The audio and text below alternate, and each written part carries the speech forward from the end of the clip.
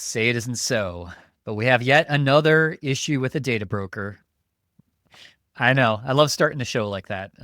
This time it's Gravy Analytics. I just love that name too, because that just says so much about the company. But they have been breached, and things like location data, of course, has been leaked online. And of course, this is about 30 million location data points. So everything from where people have been, live, work, travel, between, all of that fun stuff. So when will it ever end? Well, we may Never. not have an answer for that, but we will definitely discuss it. And if you happen to drive a Subaru, not a Tesla, but a Subaru, well, you'll want to pay attention to this story about a vulnerability in Subaru's Starlink system that allowed unrestricted access to vehicle controls, location history, and customer data using just a last name and license plate number. I think that's fascinating. It's actually a pretty cool hack that we'll talk about. And joining me for these stories and more is the man that's back. He's The man's back. back. He's back. Kevin Johnson. Well, yeah, I am here. He's here. He may not be here mentally, but he's here. Oh, I'm here mentally. Are you? I've got so many things going on right now. With It's good stuff, crazy, but isn't it? yeah, This whole yeah. month has been nuts. We Like just, January. yeah, we have Uh, our newest consultant starting Monday.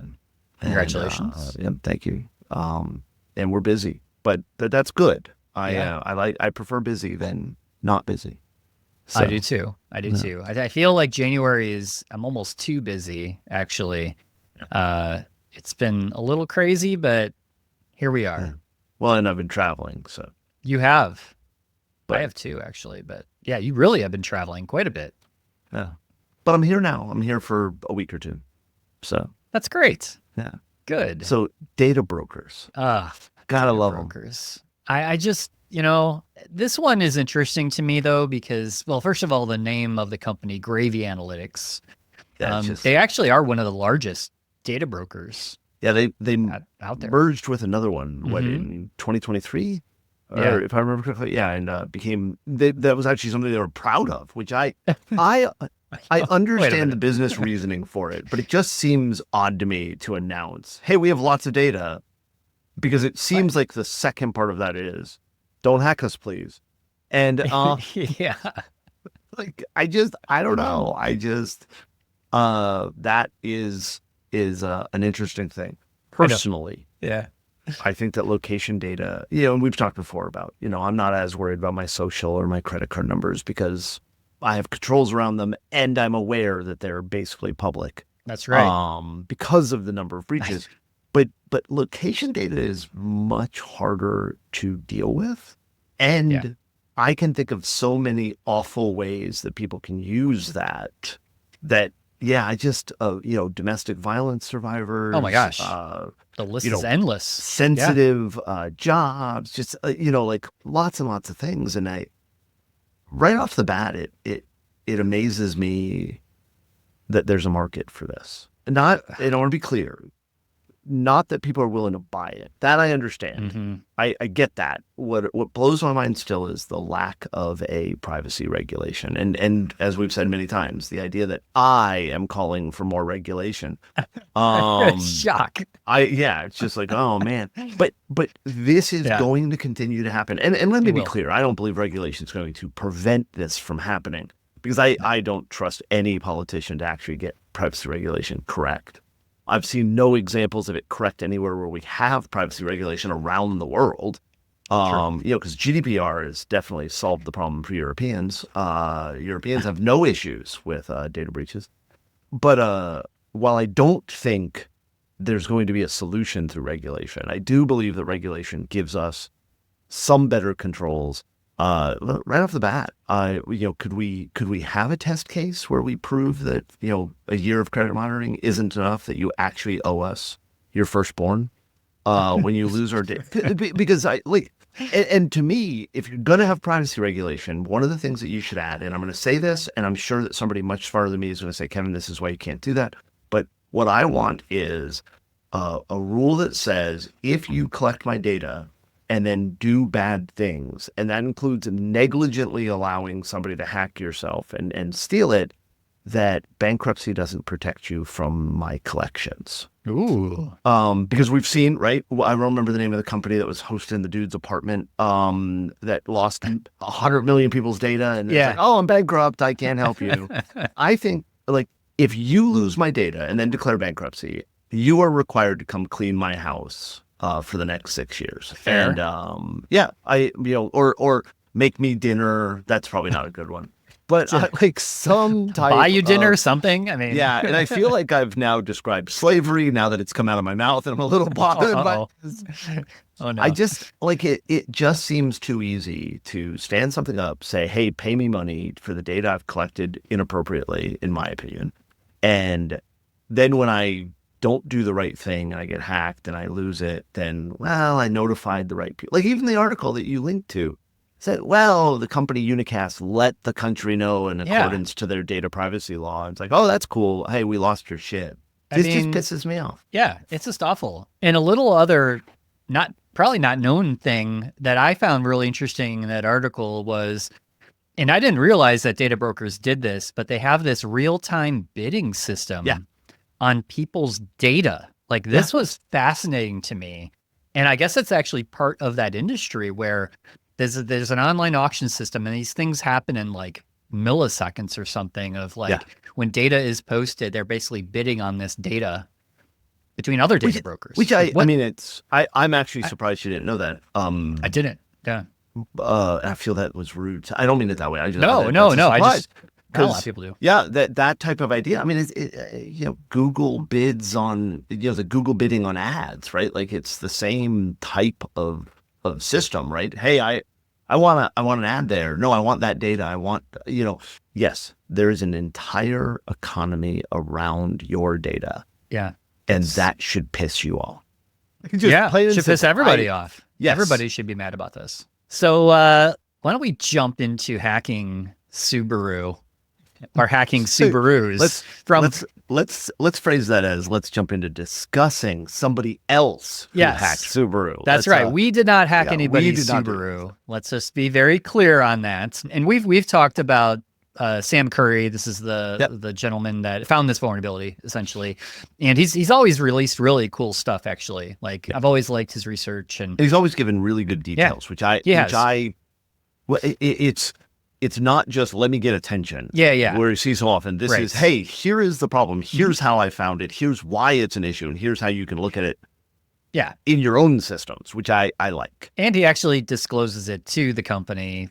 Works on a fix, then talks about it. So, but anyway, this one was good. So he had found a security vulnerability in Subarus, and it was the story is interesting, and we'll link that in the show notes of like he got his mom a Subaru for, I guess, her birthday or something, and I guess the one stipulation was like, I'll give you this car if you let me hack it. Yeah. I will say though that what this article, the very first thing I thought of when I read this article and read that part where he bought the Subaru for his mom, I want to be clear. My very first thought was, oh, so those Christmas ads are real. Yeah, right. Ever since I was a kid, I'm like, who buys somebody a car as a surprise? It happens. I don't know. Yeah, it definitely happens. So long story short, he found this vulnerability through a weak password reset process. I thought that was just fascinating how he found it, which basically allowed you to, put in an email address and resetting the password, and guess what? You get access. And then he found a bypass and two-factor authentication, which really wasn't two-factor authentication. It was just basically manipulating some just JavaScript on the page and make that go away and you're in. But he found the back end system, like if you're on, I don't know, Subaru's help desk, I guess you'd say, or if you're a dealer. We've talked about vulnerabilities like this in the past, right? This is I'm gonna admin infrastructure. Yeah, my understanding is both of those would be who would use it is customer service and dealerships.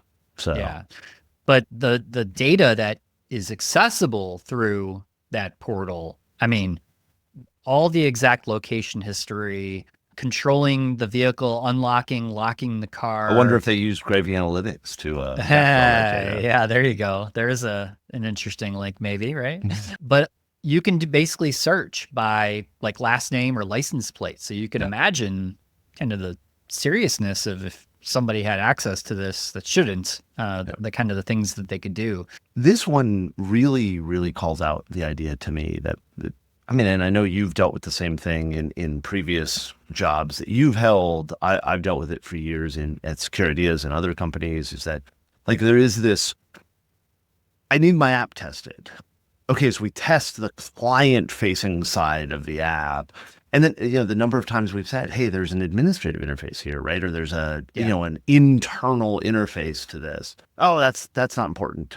Don't test that. Don't, and part of the problem is when we go back to them and say, no, we really think this should be tested.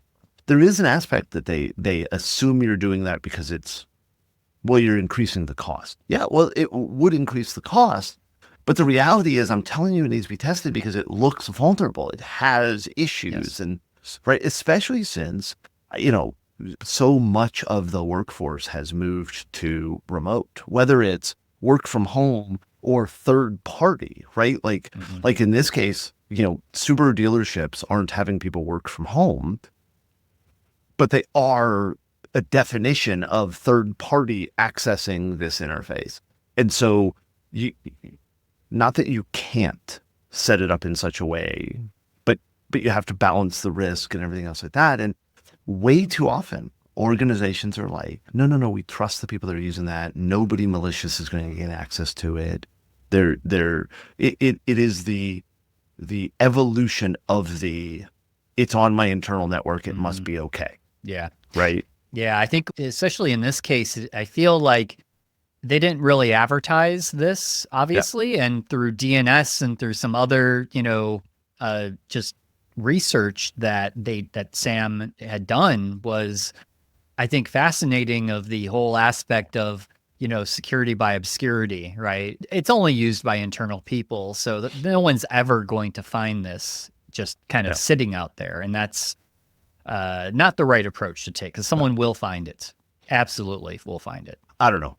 This one, we see this too many things all like time. this too often. And I'm happy to say that, according to what we read, that Subaru reacted well, that they fixed the issue. They did everything they were supposed to do, which other than not having the flaw, which we can argue about, right. But I don't know. I think we as an industry, and I'm saying security and IT in that, we have for too long not really understood what our attacks are, right? Like I just had this conversation. I was at a local ISSA meeting last night, and not going to go into all the stuff that, the talk and everything else like that, because, I was actually really disappointed because the company that was doing a presentation is a company I really, really like. And the presentation was so bad. Ugh, and you know what I mean? Like, I don't want to badmouth the talk or anything else like that, but it was just a thinly veiled sales pitch, and I hate that. And but in dealing with that, we started talking about it, and it was like, one of the problems we see too often is that people don't really understand what their goal is. Whether it's you don't understand what your goal as business is, or you don't understand what your goal is as a developer building the thing, or as a tester testing the thing. Like, there's so many different aspects of that. And because we often don't truly understand the why behind what we're doing, we make mistakes. And I include myself in that. Like that, we all do. And I don't know the simple solution to that. And I want a simple solution to it. But I think this is the problem here with Subaru, right? Is we want to move into this idea of connected cars and smart cars, and as a consumer living in Florida, where while it did not snow where I am in Jacksonville, the idea that we are discussing snow in Florida blows my mind. I do like the meme that, the Gulf of Mexico never had a blizzard warning. Well, that's the Gulf of America now. Well, no. What I said was the Gulf of Mexico never had a blizzard warning. The Gulf of America had a blizzard warning. Oh, yes. So, yeah. It's funny. But I liked the idea that yesterday morning when I got up, my car's heater was already started, that I could, right? And as I'm Yeah, about to sure. walk out to go home, my car is already warming up and everything else. Those are good features. Yeah. As a they are. consumer, I want those. As a security person, they worry me a little. Yeah. They're definitely worrying because Yeah. we see how they're abused. We see how they're hacked, and Exactly. and it doesn't seem to be getting any better, unfortunately. So Yeah, sadly. all right. Well, I think that is all we have time for today, Kevin. But We would have had more time, except I interrupted us in the middle to take a that's phone fine. call. A very important phone call. It was an important phone call. You But have to take those sometimes. So Yeah. even in the middle of a podcast, but it's okay. It's all right. So Cool, man. but yeah, good to catch up with you, and hopefully we will catch you on the next one if you're not traveling. Maybe I believe I am here next week as I well. think you are so- next week. Yeah. Yeah, So which is good. We'll get 2 in a row with Kevin. Nice. It'd be awesome. Or I'm sorry. Or he will apologize in advance to everyone. So Yeah. awesome. All right. Thanks, Well, man. thanks for listening. And until next time, stay safe, stay secure, and stay private. Thank you for watching or listening to this episode.